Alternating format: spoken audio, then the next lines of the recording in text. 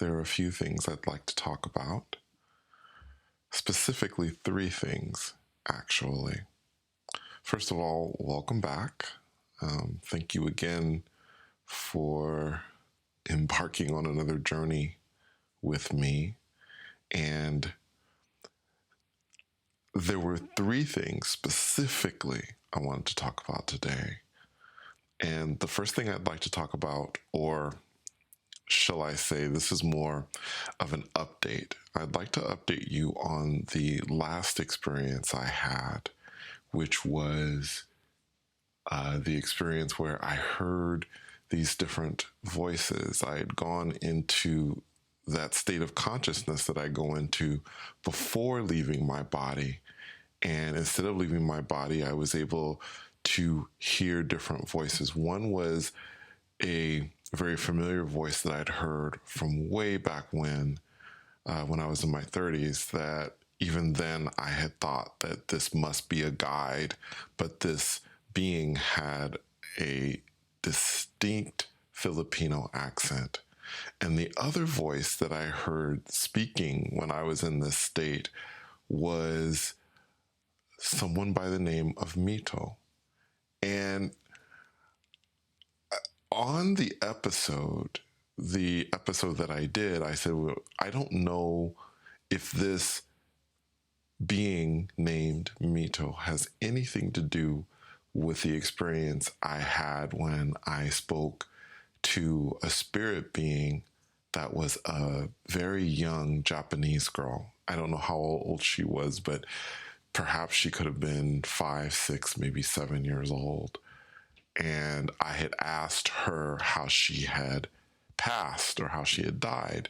And she basically had said that Godzilla had threw her off a mountain. And of course, she was joking around. Well, at the time of my last experience with speaking with Mito, I had not connected the two situations together. So in other words, what I'm saying is, in that last episode, I basically said, well, I know the name is Mito, but I wouldn't be able to tell you if that was the being that I spoke to previously, the young Japanese girl, the spirit being. Well, now I believe that Mito is the young Japanese girl that I spoke to, simply because when I looked up the name in Japanese, it literally means beautiful person, and it is a name that's used in Japan. Now, this doesn't definitely mean that this being is that. It's simply, to me, just using logic, I have to tell you that there's probably a pretty good chance that that's who it is, at least in my mind. And it was interesting to me because once I'd looked up the name and I saw it, something inside me just clicked. I was like, oh my gosh. And,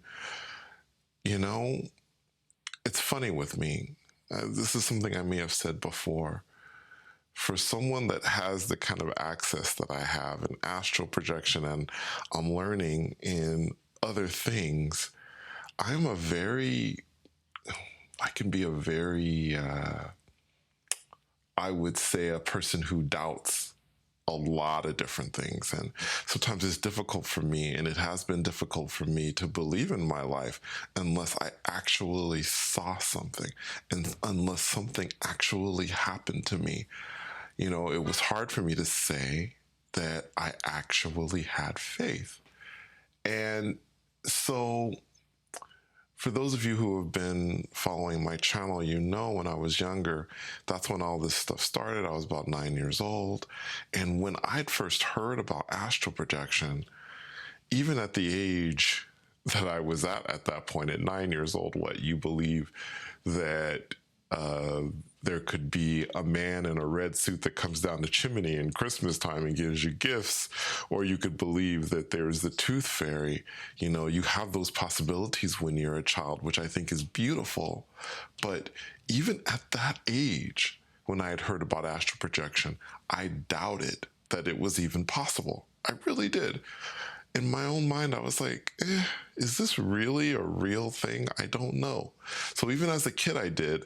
And honestly, it wasn't until I actually experienced it that I really, really began to believe. So it took a lot for me. And even during those early times of doing astral projection, I kept fighting with myself, going, is this a dream? Whatever, blah, blah, blah. But it happened in a very consistent manner. And it happened always the same way. And that's never, in my experience, that has never been how dreams happen. Dreams are very chaotic, and you actually become a part of the chaos in a dream. You go along with it and you understand it as a dream. Astral projection experiences were always different. They were always different. And so I say all this to tell you that it took me time to come to the point that I am today. It took me time to believe all of these things. And I think the thing with Mito and understanding that there's a very good possibility that that is this being's name, it hit me. It really did.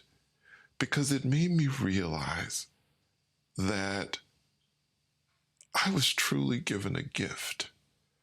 I was truly given a gift, and it made me feel very humble about the true nature of existence.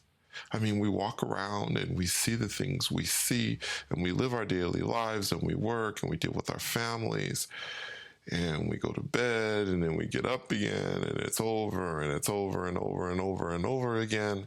And this is what it seems to be. This is what our lives seem to be. And it doesn't seem to be anything more. But what I'm telling you right now, what I'm trying to emphasize to you right now is there is more. There is more that's out there. And it's something that I discovered, I think, really truly discovered, not only in my astral projection experiences, but in the last few years since the beyond body and all these other things began happening. And the access that I've been blessed with, it has been amazing and continues to be.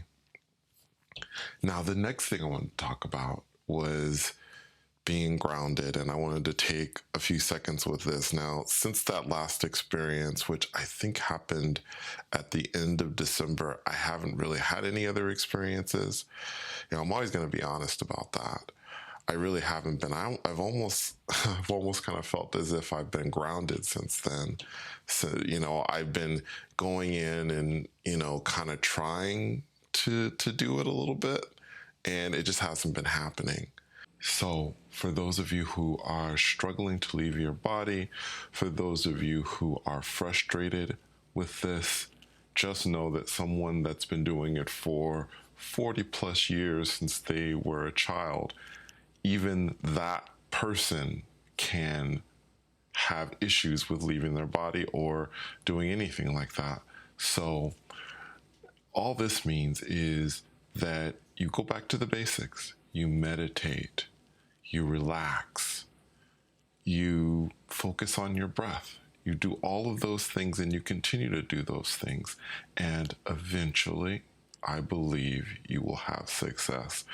And eventually, I will be back out there.